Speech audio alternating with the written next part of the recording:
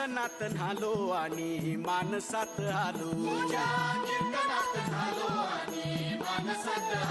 हरी नामाचा गजर केला मला मी गावलो. जन्म झाला वारकरी पाठ समजली खरी. देह देवाची पंढरी विठू मनाच्या गाभारी. श्वास झालं जपमाळ मन चिपळ्यानी टाळ.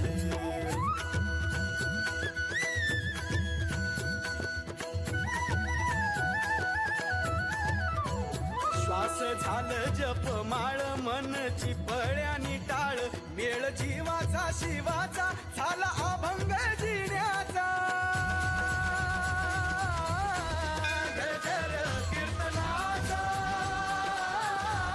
गजर कीर्तनाचा गजर कीर्तनाचा गजर कीर्तनाचा गजर कीर्तनाचा सोहळा आनंदाचा. गजर कीर्तनाचा सोहळा आनंदाचा.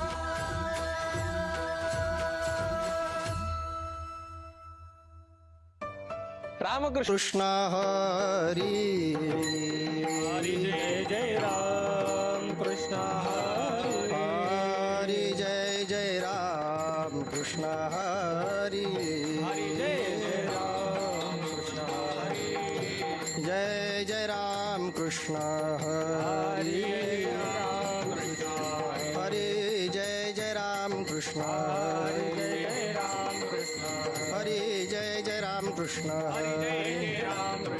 हरी जय जय राम कृष्ण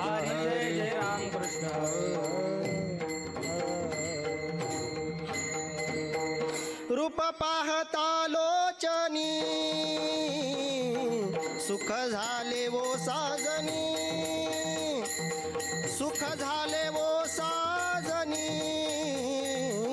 सुख झाले वो साजनी. तो हा विठ्ठल भरवा तो हा माधव भरवा. विठ्ठल भरवा तो हा माधव भरवा. हे बहुत सुकृताची जोडी म्हणून विठ्ठली आवडी. म्हणून विठ्ठली आवडी. म्हणून विठ्ठली आवडी.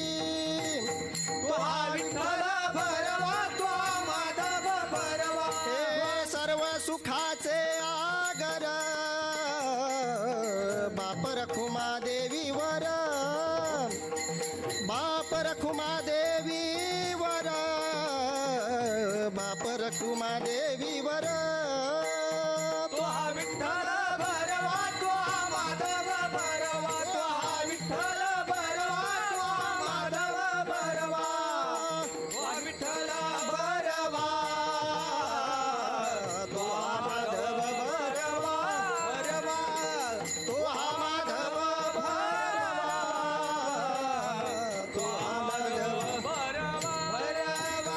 जय जय राम कृष्ण हरी जय राम कृष्ण हरी जय जय राम कृष्ण हरी जय जय राम कृष्ण जय जय राम कृष्ण हरी जय जय राम कृष्ण हरी जय जय राम कृष्ण हरी जय जय राम कृष्ण हरी. जय जय राम कृष्ण हरी जय जय राम कृष्ण हरी जय जय राम कृष्ण हरी जय जय राम जय जय राम जय जय राम. हे चिथोर भक्ती आवडते देवा. थोर भक्ती आवडते देवा. हे चिथोर भक्ती आवडते देवा. थोर भक्ती आवडते देवा. संकल्पावी माया संसाराची. संकल्पावी माया संसारात. संकल्पावी माया संसारात. ठेविले अनंते तैसेची राहावे. आनंदे तैसेची राहावे. ठेविले अनंते तैसेची राहावे. आनंदे तैसेची राहावे. चित्ती असो द्यावे समाधान. किती असू द्यावे समाधान. किती असू द्यावे समाधान. वाहिल्या उद्वेग दुःखची केवळ. पहिल्या उद्वेग दुःखाची भोगणे ते फळ संचिताचे भोगणे फळ संचिताचे भोगणे फळ संचिताचे तुका म्हणे घालू तयावरी भार म्हणे गाडू तयावरी भार तुका म्हणे घालू तयावरी भार म्हणे गाडू तयावरी भार वाहू हा संसार देवा पायी वाहू हा संसार देवा पायी वाहू हा संसार देवा पायी ठेविले अनंते तैसेची राहावे अनंते तैसेची राहावे ठेविले अनंते तैसेची राहावे विले अनंते तैसेची राहावे चित्ती असो द्यावे समाधान चित्ती असू द्यावे समाधान चित्ती असू द्यावे समाधान विठोबा रखुमाई विठोबा रखुमाई. जय जय जय विठोबा रखुमाई जय जय विठोबा रखुमाई. जय जय विठोबा जय जय रखुमाई विठोबा रखुमाई.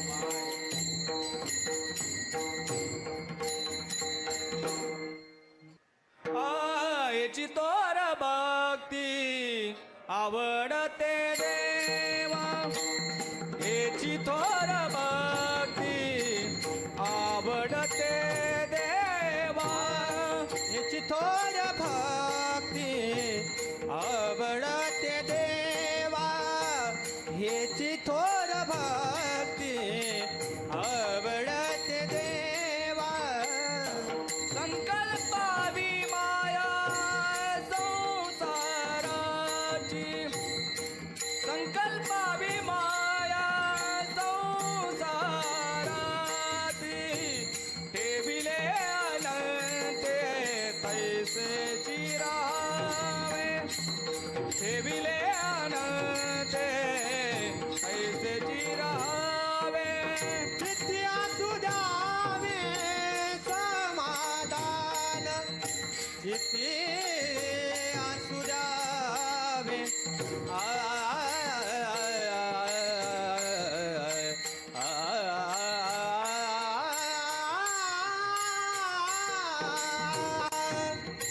चित्ती असू द्यावे समाधान ठेविले अनंते तैसेची राहावे ठेविले अनंते तैसेची राहावे विठाला विठाला विठाला विठाला विठाला विठाला विठाला विठाला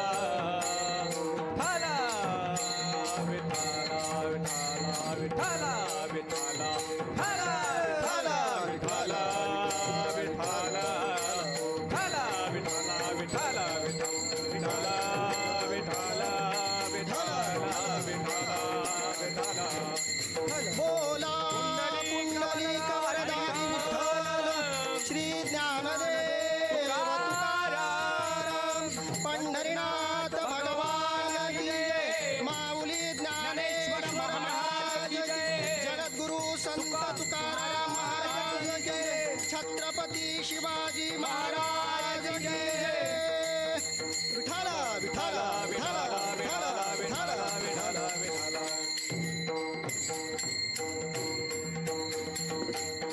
प्रामाणिकपणे अभ्यास करून जो इंजिनियर झालाय तो बांधकामातलं जे ज्ञान जगाला देऊ शकतो ते ज्ञान कॉपी बहादर इंजिनियर देऊ शकत नाही.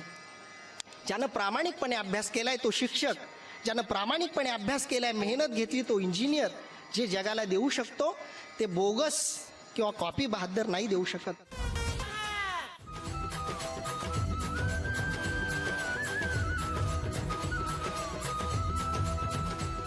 विठ्ठल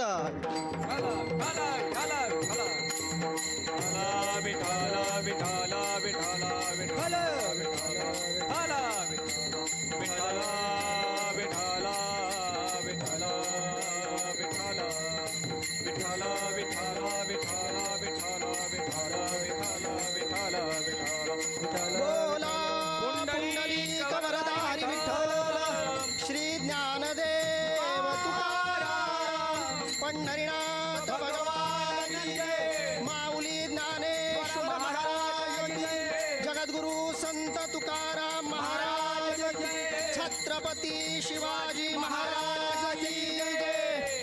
विठ्ठल विठ्ठल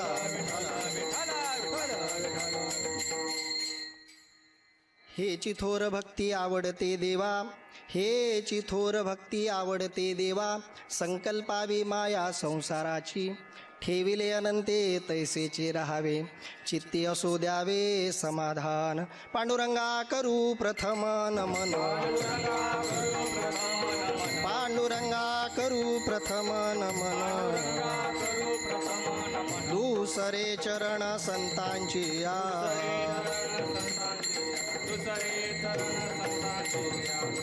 पांडुरंगा करू प्रथम नमन. दुसरे चरण संतांच्या, त्यांच्या कृपादाने कथेचा विस्तारू.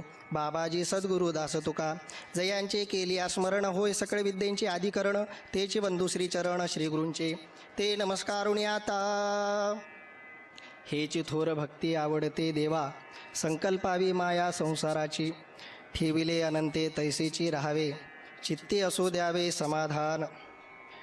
प्रस्तुत प्राप्त प्रसंगी कीर्तनरूपी सेवेकरिता निवडलेला अभंग विश्ववंद्य जगद्गुरू संत सम्राट श्रीमंत श्री तुकाराम महाराज यांचा हा 4 चरणाचा अतिशय उत्कृष्ट असा, बहुतेक सर्व श्रोत्यांच्या आणि टाळकऱ्यांच्या पाठांतरणातला असा उपदेशपर प्रकरणातला अभंग महाराजांनी कीर्तनरूपी सेवेकरिता निवडलेला आहे. विठ्ठल विठ्ठल. अभंगाचा प्रतिपाद्य विषय असा आहे की जगद्गुरू तुकोबाराय या अभंगाच्या द्वारा भक्ती करणाऱ्या सर्व भक्तांना भक्तीचं स्वरूप सांगताना उपदेश करतायत की बाबांनो, तीच भक्ती थोर आहे, तीच भक्ती देवाला आवडते की ज्या भक्तीमध्ये भगवंताच्या आवडीचा विचार केला जातो आणि ज्याच्यामध्ये सगळा संसार, सगळी माया परमात्म्याला समर्पित केली जाते. आणि ही माया परमात्म्याला समर्पित करण्याचा सोपा मार्ग कोणता, तर ज्या स्थितीमध्ये त्या अनंत परमात्म्याने ठेवले त्या स्थितीमध्ये चित्तात समाधान ठेवून राहणं, हेच परमात्म्याला प्रेम समर्पित करण्याचा एक सोपासा मार्ग आहे. असं न करता आपण जर उद्वेग किंवा त्रास स्वतःच्या अंगावरती घेतला तर वाट्याला दुःखाच्या शिवाय दुसरं काही येणार नाही. हे कळल्यामुळं आम्ही आमचा सगळा संसारच परमात्म्याच्या चरणी समर्पित केला आणि जसं ते अनंत परमात्म्याने ठेवले त्या स्थितीमध्ये आम्ही समाधान राहिलो. आणि तुम्ही सुद्धा तसंच राहा, असा एकंदरीत उपदेश या अभंगाच्या द्वारा जगद्गुरू करतायत. विठ्ठल.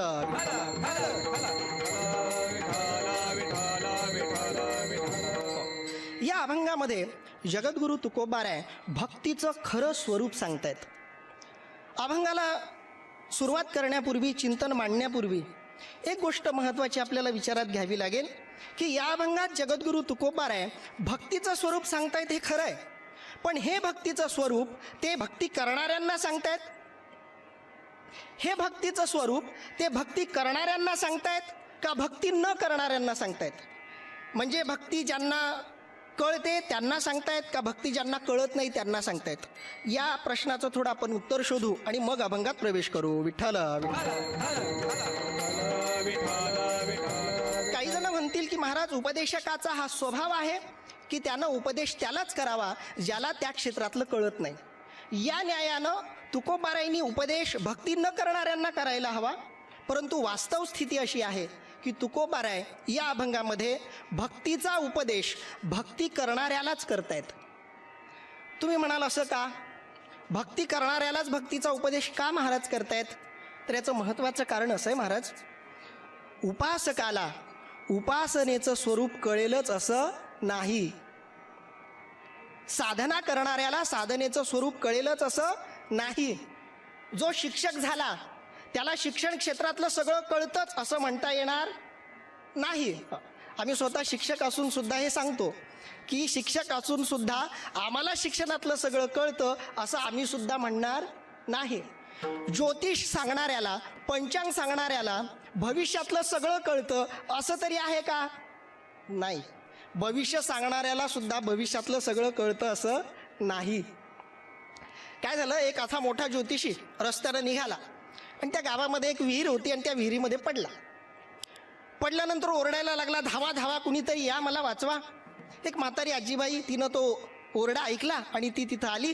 कसं बसं त्या ज्योतिषाला बाहेर काढलं. बाहेर काढल्याबरोबर तो ज्योतिषी खुश झाला. आजीबाई धन्यवाद, तुम्ही माझे जीव वाचवलेत.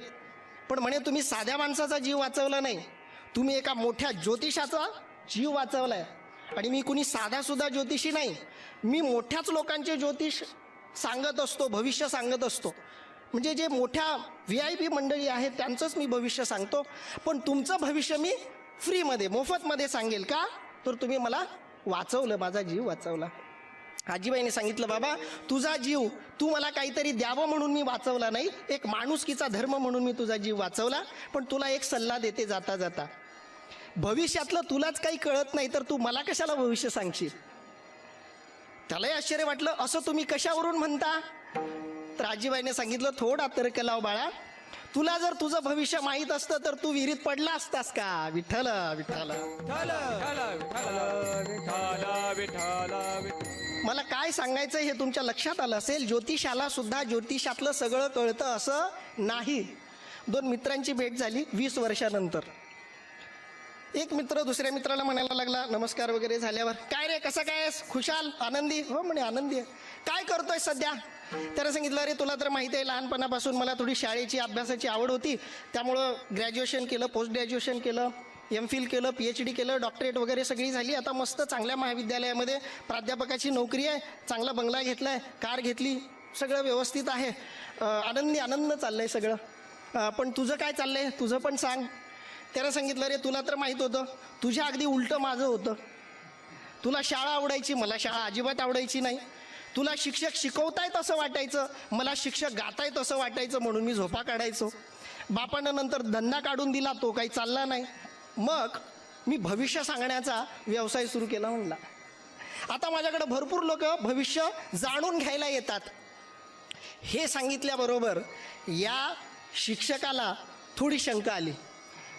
त्यानं सांगितलं, अरे तुला भविष्यातलं काही कळत नाही हे मला कळतं. त्या भविष्य सांगणाऱ्यानं सुद्धा सांगितलं, बरोबर आहे म्हणला, मला भविष्यातलं काही कळत नाही, पण हे फक्त तुलाच कळतं. पण माझ्याकडं भविष्य कळून घ्यायला जे येतात त्यांना हे कळत नाही की मला भविष्यातलं काही कळत नाही. आणखी महत्त्वाची गोष्ट, मी सुद्धा हे त्यांना कळू देत नाही की मला भविष्यातलं काही कळत नाही. विठ्ठल विठ्ठल.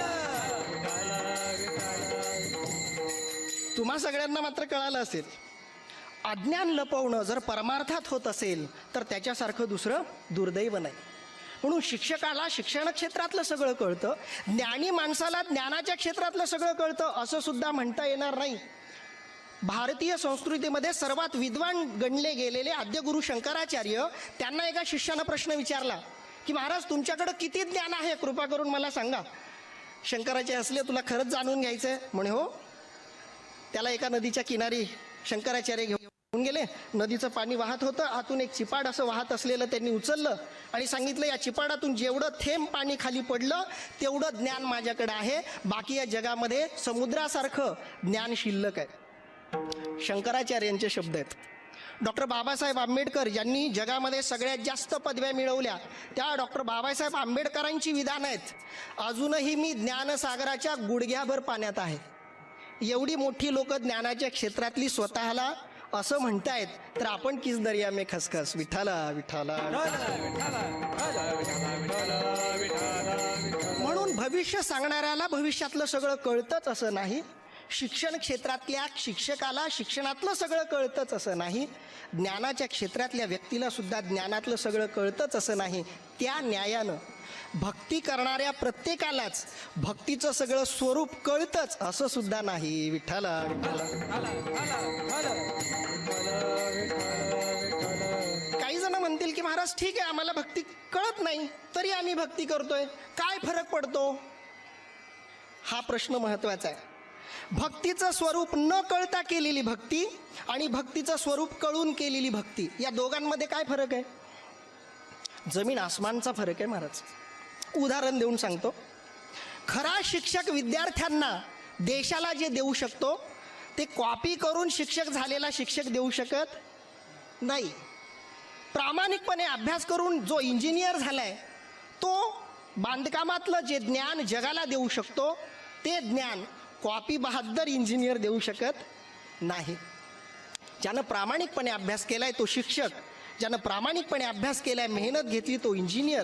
जे जगाला देऊ शकतो ते बोगस किंवा कॉपी बहाद्दर नाही देऊ शकत. त्या न्यायानं भगवंताची भक्ती करताना तिचं स्वरूप कळून केलेली भक्ती आणि तिचं स्वरूप न कळता केलेली भक्ती, या दोघांमध्ये मात्र जमीन आसमानचं अंतर आहे. विठ्ठला विठ्ठला. खरा भक्त कोण? श्रेष्ठ भक्ती कोणती? तर जी भक्ती देवाला आवडते, जी भक्ती देवासाठी केली जाते, ज्या भक्तीमध्ये देव उतरलेला असतो, ती भक्ती श्रेष्ठ, जी भक्ती देवाला आवडते.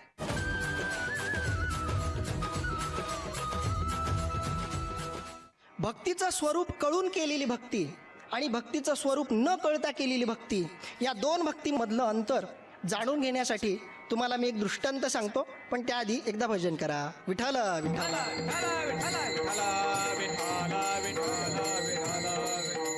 खूप सुंदर दृष्टांत आहे. महाराजा अकबरांच्या दरबारामध्ये अनेक रत्न त्यांनी ठेवलेली होती. त्या रत्नांमध्ये, नररत्नांमध्ये आमचे बिरबल सुद्धा होते. त्यांच्या विद्वत्तेच्या कहाण्या सगळ्यांनी लहानपणापासून ऐकलेल्या आहेत. त्यांच्याच दरबारामध्ये आणखी एक नररत्न होतं, ते म्हणजे पंडित तानसेन. आणि तानसेनजी असं गायीचे महाराज. कथा सांगते की अक्षरशः मेघ मल्हार राग जर त्यांनी आळवला तर अक्षरशः पाऊस पडायचा. दीप राग आळवला की अक्षरशः दिवे पेटायचे, सगळ्या अंधारात उजेडच उजेड पसरायचा. एवढं सुंदर त्यांचं गायन. बादशहाला ते ऐकावंसे वाटायचं. एक दिवस सहज बादशहाच्या मनात लहर आली, तानसेन इतकं सुंदर गातात तर यांचे गुरु किती छान गात असतील, आपण यांच्या गुरुचं गायन ऐकलं पाहिजे. आता शेवटी बादशाह महाराज मनात विषय आला की संपला. गायन झाल्यानंतर त्यांनी तानसेनला बोलून घेतलं आणि सांगितलं, तानसेन तुझं गाणं तर खूप ऐकलं, मला आता तुझ्या गुरुचं गाणं ऐकायचं आहे. हे ऐकल्याबरोबर तानसेनजींचा चेहराच उतरला. बादशाहने विचारलं, का रे, एवढा का तुझा चेहरा उतरला? त्यांनी सांगितलं, महाराज तुम्ही माझं गायन सहज ऐकू शकता, पण माझ्या गुरुचं गाणं ऐकणं एवढी सोपी गोष्ट नाही. बादशहाचा अहंकार आणखी दुखावला. मला गाणं ऐकणं शक्य नाही, तू म्हणशील ते करायला मी तयार आहे, पण मला गाणं ऐकायचं आहे. सांगितलं, ऐकायचं आहे म्हणे, हो ऐकायचं आहे. पहिली गोष्ट, तुम्ही म्हणाल तेव्हा ते गाणार नाहीत, ते गातील तेव्हा तुम्हाला ते ऐकावं लागेल. तुम्ही म्हणाल तिथं ते गाणार नाहीत, ते गातील तिथं तुम्हाला जावं लागेल. ते ज्या अवस्थेत गातील त्या अवस्थेची तुम्हाला वाट बघावी लागेल, तेव्हा तुम्हाला ते गाणं ऐकायला मिळेल. बादशहानं सांगितलं, तुमच्या सगळ्या अटी मला मान्य आहेत. ठरलं महाराज. बादशहानं सगळे राजगद्दीचे, सगळे राजेशाही थाटातले सगळे कपडे उतरवले, वल्कलं धारण केली, जंगलामध्ये गेले. कारण तानसेनजींचे गुरु हरिदास जंगलामध्ये राहायचे. तिथं त्यांची एक कुटिया होती, झोपडी होती, तिथं ते राहायचे. राजानं बाजूलाची एक छोटीशी झोपडी बनवली, तिथं ते राहायला लागले. बरेच दिवस झाले आणि एके दिवशी बादशहाचं नशीब उजाळलं. पहाटेची वेळ, सूर्याला अर्ध्य देता देता हरिदासजींच्या मनामध्ये लहर आली आणि त्यांनी गायला सुरुवात केली. महाराज गायन सुरू झाल्याबरोबर बादशहाला अक्षरशः समाधी लागली. सगळे रोमना रोम रोमांचित झाले. समाधी लागली अक्षरशः बादशहाला. आणि ती समाधी कधी लागली हेही बादशहाला कळलं नाही. गायन संपलं तरी समाधी उतरली नाही. बऱ्याच वेळेनंतर समाधी उतरली तेव्हा बादशहा म्हणाले, तानसेनजी इतके दिवस आम्ही तुमचं गायन ऐकलं, तुमच्या गुरूंच्या गायनासमोर तुमचं गायन पायाची धूळ सुद्धा नाही, धूळ सुद्धा. पण मला एक प्रश्न पडलाय, तुमच्या गायनात आणि तुमच्या गुरूंच्या गायनामध्ये एवढं जमीन आसमानचं अंतर का? तेव्हा तानसेनजींनी दिलेलं उत्तर आपल्या अभंगाच्या दृष्टीनं महत्त्वाचं आहे. तानसेनजींनी सांगितलं, महाराज दोघांच्या गायनामध्ये एवढं अंतर येण्याचं एकच कारण, मी तुमच्यासाठी गातो आणि माझे गुरु देवासाठी गातात. विठ्ठल.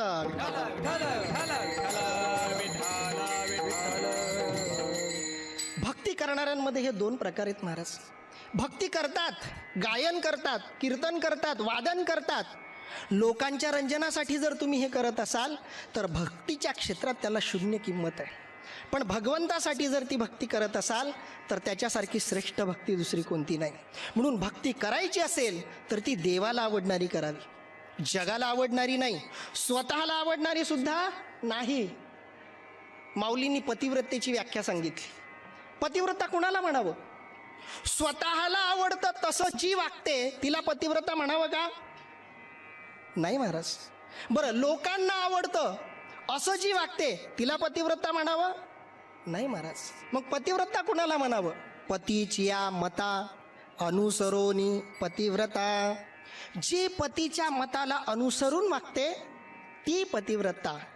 कंसात पती लायकीचा असला तर विठ्ठल विठ्ठल.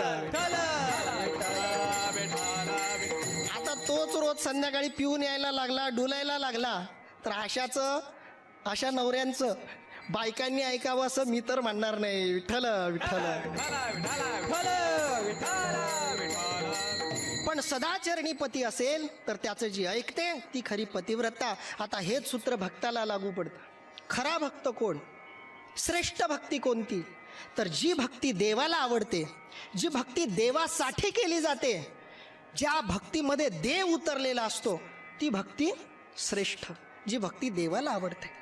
साधिकांनी विचारलं, तुकाराम महाराज सांगा, आम्हाला ती भक्ती करायची उत्सुकता आहे, आम्ही भक्ती तर करतो पण आम्हाला तिचं स्वरूप माहिती नाही, आम्हाला श्रेष्ठ भक्ती करायची आहे, सांगा महाराज कोणती भक्ती देवाला आवडते. त्याचं उत्तर महाराज अभंगाच्या पहिल्या चरणात देतात. हे चितोर भक्ती आवडते देवा, हे चितोर भक्ती आवडते देवा,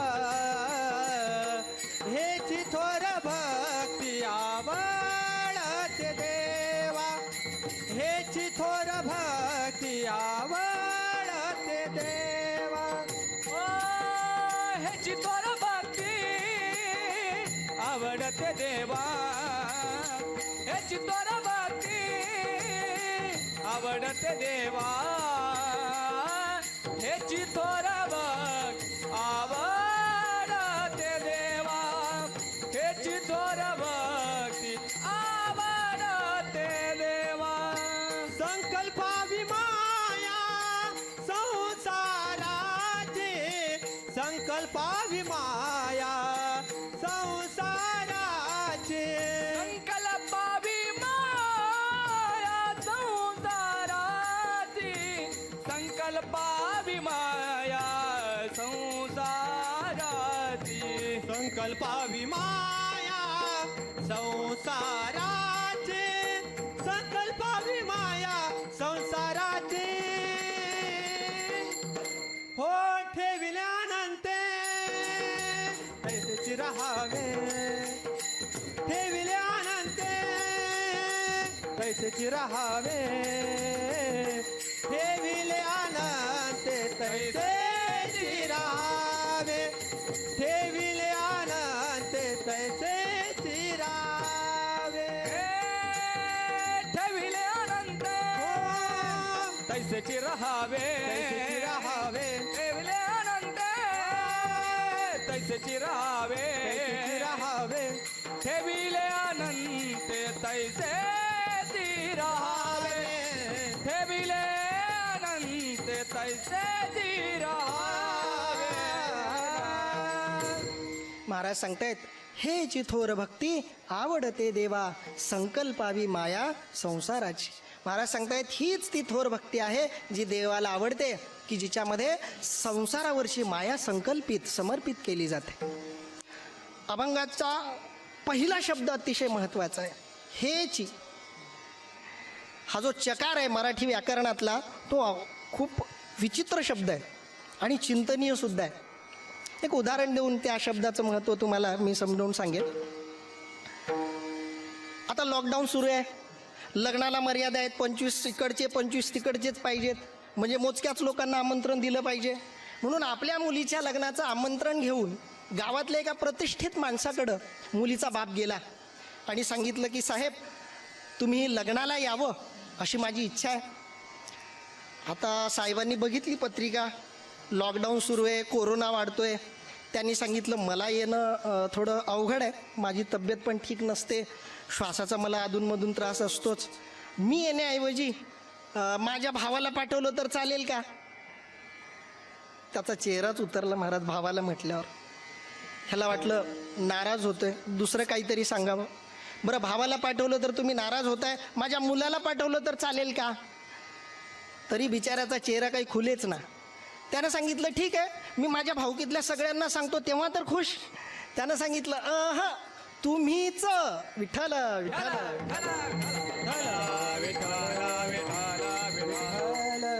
शब्द लक्षात घ्या, तुम्हीच ह्याच्यात 2 शब्द साधले गेले, बाकीचे नकोच आणि तुम्हीच. म्हणजे बाकीच्या गोष्टींना नकार आणि एकाच गोष्टीचा स्वीकार जिथं करायचा असतो तिथं चकार येत असतो. हा व्याकरणाचा नियम आहे. तसं तुकोबाराय सांगतायत हेची, हीच भक्ती थोर आहे, हीच भक्ती देवाला आवडते. म्हणजे बाकीच्या भक्ती देवाला आवडत नाहीत का? बाकीच्या भक्ती थोर नाहीत का? श्रीमद भागवतामध्ये हिरण्यकश्यपूला भक्त प्रल्हादांनी भक्तीचे 9 प्रकार सांगितलेत. श्रवणम, कीर्तनम, विष्णुस्मरणम, पादसेवनम, अर्चनम, वंदनम, दास्यम, सख्यम, आत्मनिवेदनम. मग या 9 प्रकारच्या भक्ती श्रेष्ठ नाहीत का? ह्या भक्ती थोर नाहीत का? अशी शंका निर्माण होऊ शकते. या शंकेचं समाधान करण्यापूर्वी भजन करू. विठ्ठल विठ्ठल.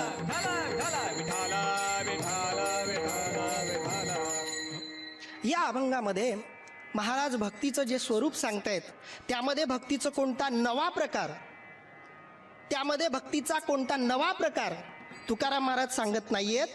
तर कोणतीही भक्ती करताना भक्तानं आपल्या अंतःकरणामध्ये, आपल्या मनामध्ये कोणता भाव ठेवावा त्या भावाचं फक्त वर्णन या अभंगात तुकोबाराय करतायत. विठ्ठल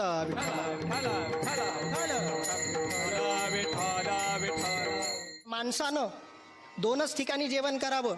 पहिलं ठिकाण, मरण्याची वेळ आली, खूप भूक लागली, चक्कर यायला लागली तर माणसानं कुठेही जेवण करावं, शास्त्र त्याला परवानगी देतं. आणि दुसरं ठिकाण, कुणी प्रेमानं आग्रहानं वाढत असेल तर तिथं पोट भरलेलं असलं तरी माणसानं जेवावं. या 2 कारणाशिवाय माणसानं कुठं जेवू नये. भगवान कृष्ण परमात्म्याने सांगितलं, एक तर माझी अशी परिस्थिती नाही की मी तुझ्या घरी आत्ता नाही जेवलो तर मला मरण येईल, आणि दुसरी गोष्ट तुझं माझ्यावर प्रेम नाही, कारण तुझं माझ्यावर दिसणारं प्रेम हे खोटं प्रेम आहे, कारण त्याच्यात संतांचा अपमान दडलाय.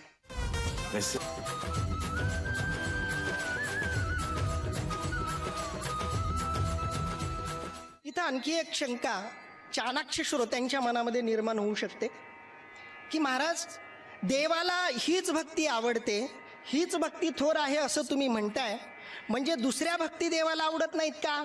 त्या भक्ती थोर नाहीत का? त्या भक्ती थोर आहेत महाराज, परंतु त्या भक्ती करतानाचा भक्ताचा भाव काय आहे ते फक्त परमात्मा पाहत असतो, बाकीच्या गोष्टी तो पाहत नाही.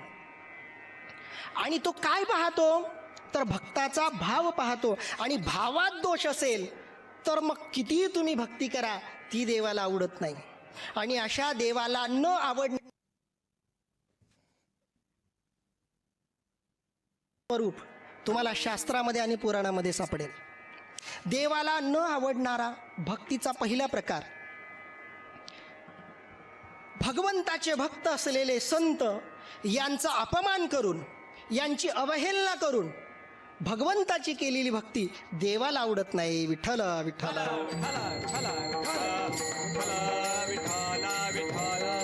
भक्ती तर आहे, भगवंताचीच भक्ती आहे, पण त्या भक्तीबरोबर भक्तांचा अपमान आहे, भक्तांची अवहेलना आहे, भक्तांची निंदा आहे, भक्तांना दुय्यमत्व लेखणं आहे, तरी भक्ती सुरू आहे.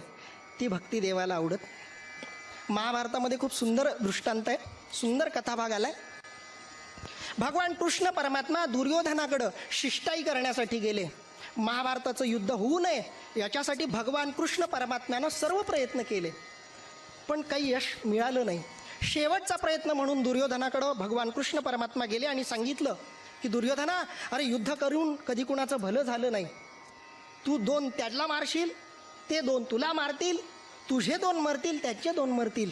फायदा कुणाचा आत्तापर्यंत युद्धानं झाला नाही. काहीतरी मधला मार्ग काढा, बसून सामोपचारानं सोडवणूक करा. पण दुर्योधनानं सांगितलं, सुईचं टोक मावेल एवढी सुद्धा जमीन मी पांडवांना युद्धाशिवाय देणार नाही. भगवान कृष्ण परमात्म्याला कळलं, हा स्वतःच्या हातानं आपल्या पायावर कुऱ्हाड मारून घेतोय, आता आपण तरी काय करणार. भगवान कृष्ण परमात्मा नाराज झाले आणि निघायला लागले. दुर्योधनानं सांगितलं, देवा कुठे चाललाय? शिष्टाई करण्यासाठी आलात, तुमची शिष्टाई मला मान्य नाही, पण घरी आलात तर जेवण करून जा. भगवान कृष्ण परमात्म्याने सांगितलं, मी तुझ्या घरी जेवण करू शकत नाही. दुर्योधनानं सांगितलं, देवा असं का? मी सुद्धा तुमचा भक्त आहे, माझं वैर पांडवांशी आहे, तुमच्याशी माझं वैर नाही, मी तुमची भक्ती करतो, मग भक्ताच्या घरी तुम्ही जेवलं पाहिजे. भगवान कृष्ण परमात्म्यानं सांगितलं, दुर्योधना, अरे तुला माहिती नाही तू माझी भक्ती करतोयस, पण माझे भक्त असलेले माझ्या पांडवांचा तू अपमान करतोयस, त्यांची अवहेलना करतोयस. तुला माहिती नाही पांडव माझे कोण आहेत. भगवंतानं सांगितलं, यत्साम द्वेष्टी समान द्वेष्टी यत्साननु समाननु पांडवान द्विषते राजन मम प्राणाही पांडवा. तुझ्या दृष्टीनं पांडव आणि मी दोन असाल, पण तुला सांगू, मम प्राणाही पांडवा, पांडव माझे प्राण आहेत, प्राण. आणि माझा प्राण असलेल्या पांडवांचा तू अपमान करतोयस. मग मी तुझ्या घरी जेवण करू शकत नाही. कारण माणसानं दोनच ठिकाणी जेवण करावं. पहिलं ठिकाण, मरण्याची वेळ आली, खूप भूक लागली, चक्कर यायला लागली, तर माणसानं कुठेही जेवण करावं, शास्त्र त्याला परवानगी देतं. आणि दुसरं ठिकाण, कुणी प्रेमानं आग्रहानं वाढत असेल तर तिथं पोट भरलेलं असलं तरी माणसानं जेवावं. या दोन कारणाशिवाय माणसानं कुठं जेवू नये. भगवान कृष्ण परमात्म्याने सांगितलं, एक तर माझी अशी परिस्थिती नाही की मी तुझ्या घरी आत्ता नाही जेवलो तर मला मरण येईल, आणि दुसरी गोष्ट, तुझं माझ्यावर प्रेम नाही, कारण तुझं माझ्यावर दिसणारं प्रेम हे खोटं प्रेम आहे, कारण त्याच्यात संतांचा अपमान दडला आहे. दुर्वास ऋषी जेव्हा भगवान कृष्ण परमात्म्याकडे गेले, तेव्हा भगवान कृष्ण परमात्मा आणि रुक्मिणी माता या दोघांनी दुर्वास ऋषींना अक्षरशः सारथ्य पत्करून, म्हणजे स्वतः घोडा बनून त्यांना रथामध्ये बसून द्वारकेमध्ये आणलं. एवढं प्रेम त्यांनी दुर्वासांवरती केलं. परंतु तेच दुर्वास जेव्हा अंबऋषींना मारायला निघाले, तेव्हा भगवंतांनी त्याच्यावरती सुदर्शन चक्र सोडलं. ही कथा काय सांगते? भगवंत सगळं काही सहन करायला तयार आहे, लाच सुद्धा सहन करायला तयार आहे, पण भक्तांचा अपमान, संतांचा अपमान भगवंताला सहन होत नाही. एखादी माता भगिनी लेकराला घेऊन तुमच्या घरी आली की भलेही तिला साडी करू नका, तिला काही वाटणार नाही, पण तिच्या लेकराला एखादा कपडा किंवा चॉकलेट तरी किमान घेऊन द्या. तिला स्वतःला साडी घेऊन दिल्यापेक्षा आनंद होईल. कारण आईच्या हृदयात फक्त मुलगा असतो, तसा भगवंताच्या हृदयात फक्त भक्त असतात. विठ्ठल विठ्ठल.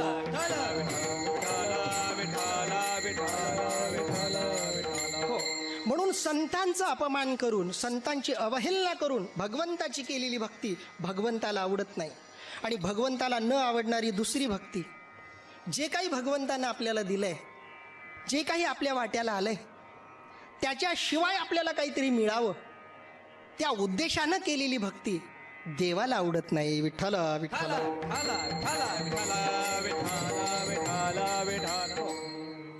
भक्ती का करावी महाराज? भक्ती काहीतरी मिळावी म्हणून करायची नसते. जे मिळालंय त्याच्याबद्दलची कृतज्ञता म्हणून भक्ती करायची असते. विठ्ठल विठ्ठल. तुम्ही म्हणाल, काय दिलं देवानं आम्हाला? दिले इंद्रिय, हात पाय कान, हात पाय कान, डोळे मुख बोलाया वचन, डोळे मुख बोलाया वचन, जेने तू जोडीसी नारायण, जेने तू जोडसे नारायण, नासे जीवपण भवरोग, नासे जीवपण भवरोग, दिले इंद्रिय हात पाय कान, दिले इंद्रिय हात पाय कान, दिले इंद्रिय हात पाय कान, डोळे मुख बोलाया वचन, जेणे तू जोडसी नारायण, नाचे जीवपण भावरोग, दिले इंद्रिय हात पाय कान, डोळे मुख बोलाया वचन, जेणे तू जोडीसी नारायण, नासे जीवपण भवरोग. महाराज सांगतायत, देवानं काय दिलंय? दिले इंद्रिय हात पाय कान, डोळे मुख बोलाया वचन, जेणे तू जोडीसी नारायण, नासे जीवपण भवरोग. महाराज, हे सगळं देवानं आपल्याला दिलंय, फुकट दिलंय, फुकट. फॉर्म भरून दिला होता, मला 2 हात लागतील, 2 डोळे, 1 कान वगैरे वगैरे वगैरे, नाही महाराज, सगळं फुकट देवानं दिलंय. ऑक्सिजन फुकट दिलाय. आता लोकांना ऑक्सिजनचं महत्त्व कळायला लागले. ऑक्सिजनचं महत्त्व कळायला सुद्धा, भगवंतानं जे आपल्याला दिले त्याचं महत्त्व कळायला सुद्धा कोरोनाला यावं लागलं, हे दुर्दैव आहे. पण जाऊ द्या, बाकीच्या गोष्टी बऱ्याच वाईट झाल्या, पण ऑक्सिजनचं महत्त्व कळालं. आणि हे ऑक्सिजन भगवंतानं जन्मापासून मोफत आपल्याला दिलं आहे, कधी बिल दिलं नाही आपल्याला. हे शरीर दिलं आहे, कधी किंमत घेतली नाही. एक भिकारी आत्महत्या करायला निघाला. एका शहाण्यानं त्याला अडवलं, अरे का मरायला चाललायस? त्यानं सांगितलं, देवानं दिलंय तरी काय म्हणलं जगण्यासारखं आपल्याला, मेलेलं बरं. त्याने सांगितलं, ठीक आहे, देवानं काही दिलं नाही ना तुला, ठीक आहे, मी तुला लखपती करून टाकतो आत्ताच्या आत्ता. म्हणे हो, आत्ताच्या आत्ता तुला लखपती करतो, फक्त तुझा डोळा काढून दे, 50,000 रुपये आत्ताच्या आत्ता तुला देतो. विचार केला, 50,000 डोळ्याचे? थोडा विचार केला, पुन्हा डोक्यात आलं, डॉक्टरकडे जा, डॉक्टर डोळ्यामध्ये काहीतरी टाकणार, डोळा काढणार. थोडा चेहरा उतरला. ह्यानं सांगितलं, तुला कमी वाटतात, तुला 2 किडनी आहेत, 1 किडनी काढून दे, 5 लाख रुपये देतो. 2 किडनी आहेत, 1 किडनी 5 लाख रुपये. त्याने सांगितलं, ठीक आहे, किडनी द्यायची नाही ना, तुझा 1 हात तोडून दे, 10 लाख रुपये देतो. 2 आहेत ना तुला. त्यानं काउंटिंग करायला सुरुवात केली. महाराज, माणसाच्या एका नखाची किंमत 10,000 रुपये.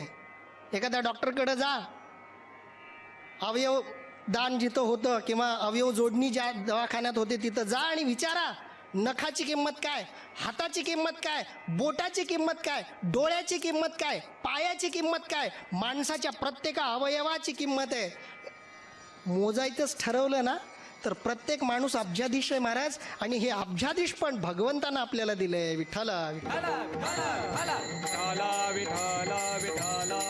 आणि एवढं परमात्म्यानं आपल्याला दिलंय, त्याबद्दलची एक कृतज्ञता म्हणून भक्ती करायची असते. विठ्ठला एक खूप सुंदर दृष्टांत आहे. एक प्रधान आणि राजा, दोघं लहानपणापासूनचे मित्र. प्रधान लहानपणापासूनचा प्रधान पुत्र प्रधान झाला, राजपुत्राचा राजा झाला. लहानपणापासूनची मैत्री, एका ताटात जेवायचे, एकत्र खेळायचे, एकत्र बागडायचे, सारखेच वस्त्र नेसायचे, कपडे सारखे, आवडी निवडी सगळं सारखं. पण एके दिवशी दोघं जंगलामध्ये गेले शिकारीसाठी.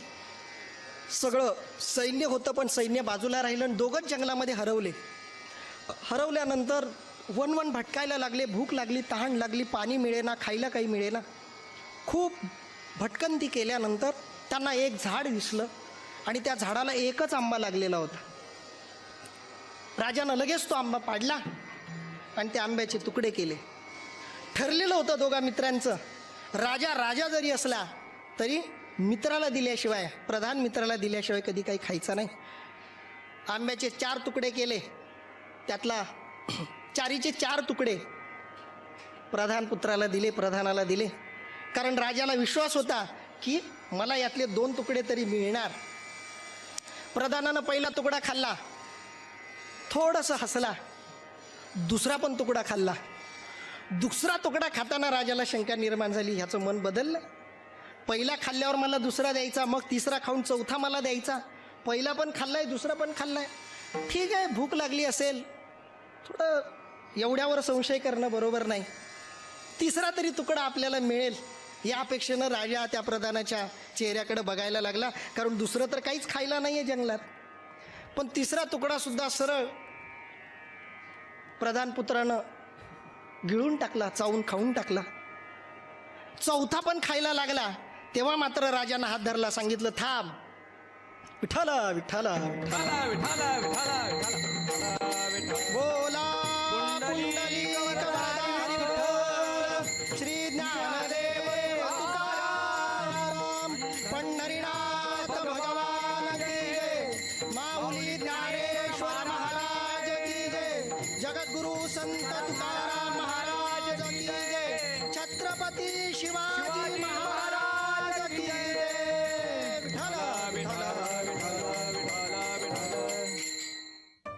ते हरीचे नाम सर्व पातका करी भस्म. नामाची शक्ती या एका ओळीत आहे. हरिमुखे म्हणत पुढे जाऊया आणि पूर्वार्धात इथेच थांबूया. रामकृष्ण.